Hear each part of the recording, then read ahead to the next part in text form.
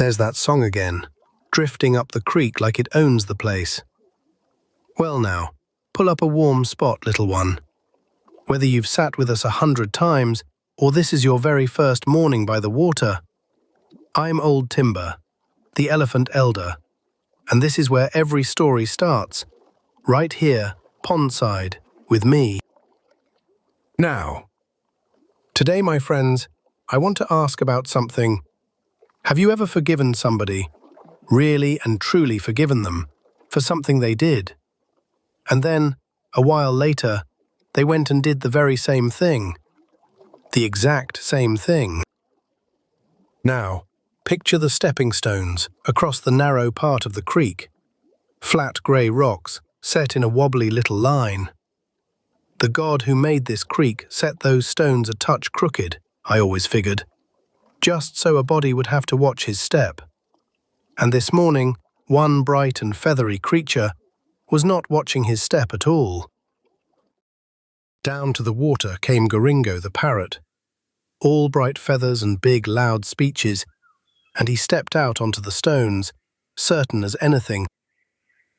Behold! The crossing of the creek, performed with grace, with poise, with the easy dignity of a creature who has done this 10,000 times. Stone 1, Stone 2, Stone 3, the famous wobbly one, which I shall conquer with a single fearless step, and whoa, whoa, whoa!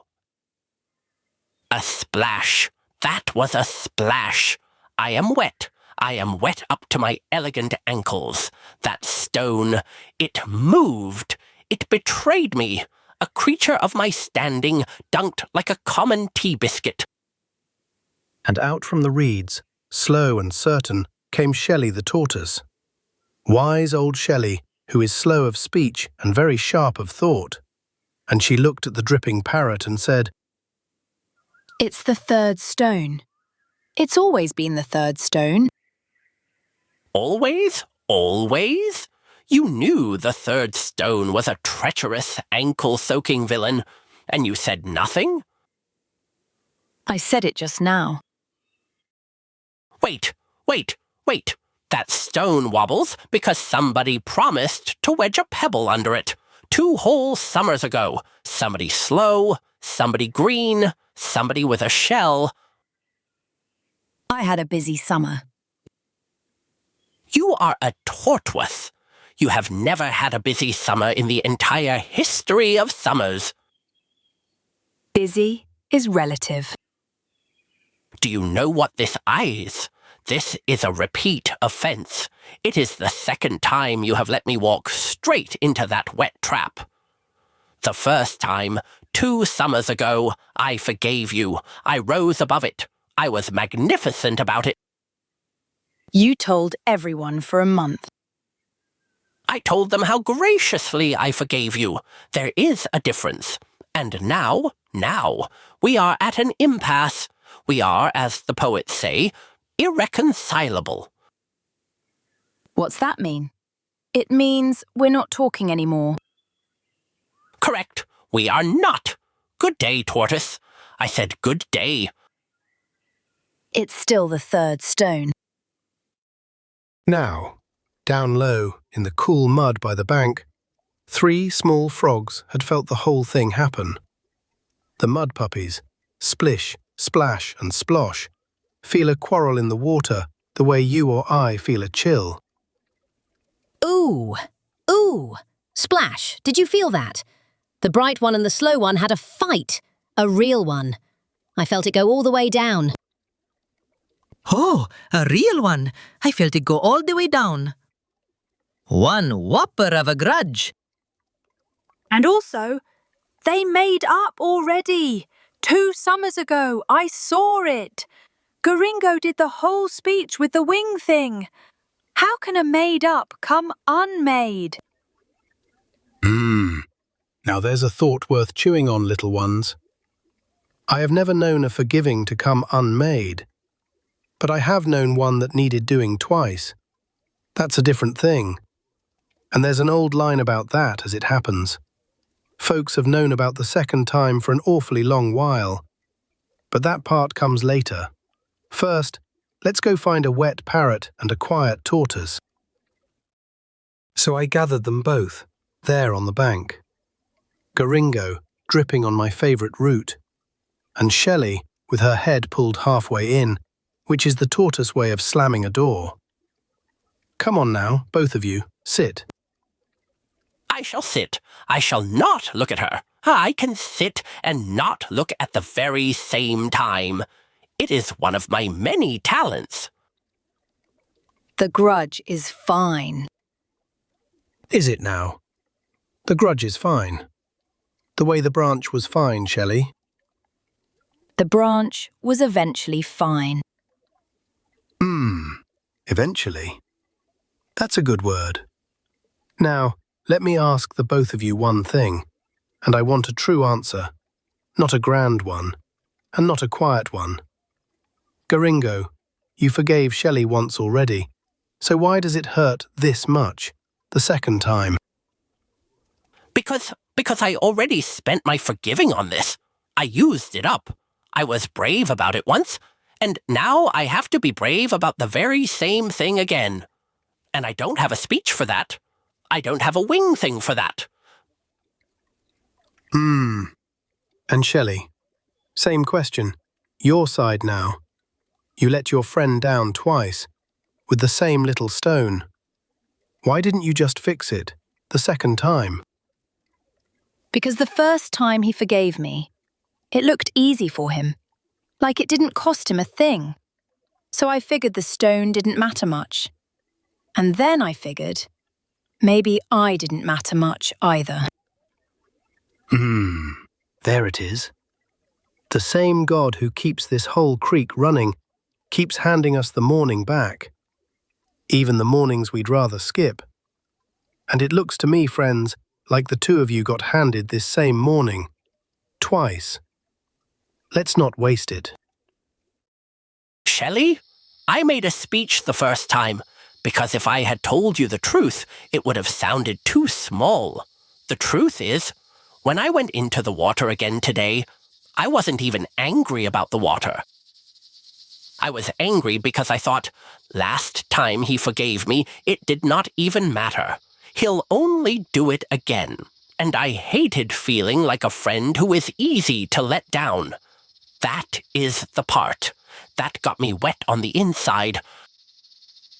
And I heard your speech, Garingo. The brave one. The gracious one. And the whole time I thought, he's only kind because it's easy for him. He doesn't even feel it.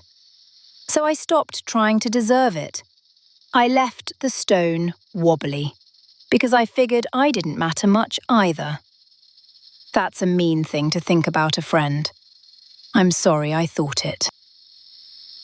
It cost me, Shelley, both times. The first time, I just hid it behind a better word. I'm sorry I let you think it was easy. It was never easy. I only wanted to look like the kind of creature it's easy for. Oh, I get it now, Splash. Forgiving isn't one thing you do, and then it's done forever. It's a thing you have to keep doing, even when it's the same friend, being the same kind of bonk. And it's allowed to be harder the second time. You don't have to pretend it's easy. You just have to do it anyway. That's it. That's the whole of it, little ones. You said it better than I could have. You know who else takes turns being cold for each other? Penguins. Way, way down south, in a blizzard so mean it would freeze your whiskers, they huddle up tight in one great big crowd. And the ones on the freezing outside edge, they don't stay there. The whole huddle turns, slow as anything, so every bird takes a turn in the cold and a turn in the warm middle. No penguin stays warm while the rest go freezing. They bear it, for each other, by turns. The God who made this creek made those penguins to take their turns at the cold edge. Now, here's that old line I told you about. A man named Paul once wrote a letter to his friends in a faraway town called Colossae. Folks kept it, and it's in the Bible to this very day. And here is what Paul wrote to them. Forbearing one another and forgiving one another, if any man have a quarrel against any. Forbearing one another. That's an old word for it. It just means put up with each other, bear it. Not just the once, by turns, the way the huddle turns. That, friends, is exactly what the two of you just did. Right here on my favourite route. So I shall forgive you again, Shelly, with no speech, with no wing thing, just again. And I'll wedge the pebble under the third stone, today, while you watch. From dry land I shall watch, from very, very dry land. And now, friends, it's time for Professor Hoot's totally true facts. The part of the show where the most certain owl in all of Shiloh Creek shares one fact he is absolutely, completely sure of. Good evening, and welcome once again to the only segment on this entire creek where every single word is true. It is I, Professor Hoot, here to deposit one verified fact directly into your eager little minds. Is it about penguins? Please be about penguins. Old Timber said they take turns being cold, and I cannot stop thinking about it. It is, in fact, about penguins, how splendidly guessed. Today's true, written down, absolutely not invented fact is this. The emperor penguin truly does huddle in the cold, and the huddle slowly turns so that every single bird takes its turn in the warm middle. Scientists have filmed it. It is, plainly, the world's politest crowd. The politest crowd. It goes all the way down, like a bell on a cold rock. I do not know what that means, but it was said with such conviction that I shall allow it. Now, which brings me, naturally, to the matter of the wandering albatross, a bird so vast it can glide 1,000 miles without a single flap. Pardon, as I was saying. The penguins, the huddle, the turns. A penguin out in the open wind will tuck in beside another penguin it has never even met, simply because two birds together stay warmer than one bird alone. Which is, when you think about it, a deeply good reason to put up with somebody, even somebody who left a stone wobbly twice. This has been a fact. Good evening. A fine fact, Professor. Tied to the penguins, and not to the lesson. That part's mine to keep. And before we go, friends, up from the mud come the mud puppies with a question of their very own. Splish, splash, and splosh.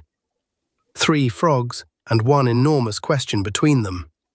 Here come the mud puppy minutes. Mud puppies, gather close, all of you. Today, we shall answer the biggest question there is. Why is the sky so high up? Ooh, I know this one. Somebody pushed it. A very tall somebody with a very long stick. Nuh-uh. The sky is shy. It saw us all looking up at it, and away it climbed, higher and higher to hide. Poor shy sky. No. Both wrong.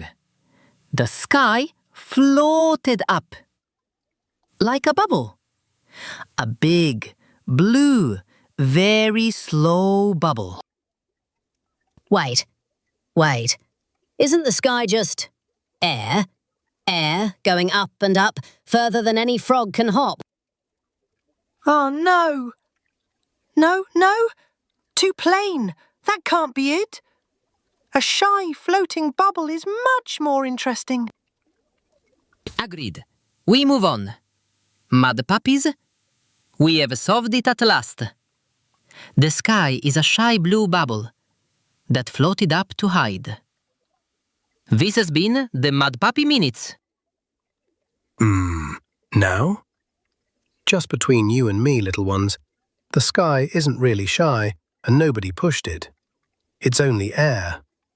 Lots and lots of air reaching up and up, further than anyone can hop. And that's the honest truth of it. But don't tell the mud puppies. They do so love a good bubble. And that, my friends, is the day the Old Grudge by the creek got handed its second morning. The third stone is wedged, the parrot is dry, and the tortoise is, by her own report, fine. And this time, I believe her. Here's a small thing to carry this week, little ones. If somebody you love does the same hurtful thing twice, and the old hurt comes back as fresh as the first time, that's all right. You're allowed to feel it. And then, you take your turn out in the cold for them, the way the penguins do. You bear with them, and you forgive them. Again. So this is old timber. Until the next breeze brings us together, my friends, walk gently out there, little ones. And the next time you forgive a friend the second time, give it a little nod from me.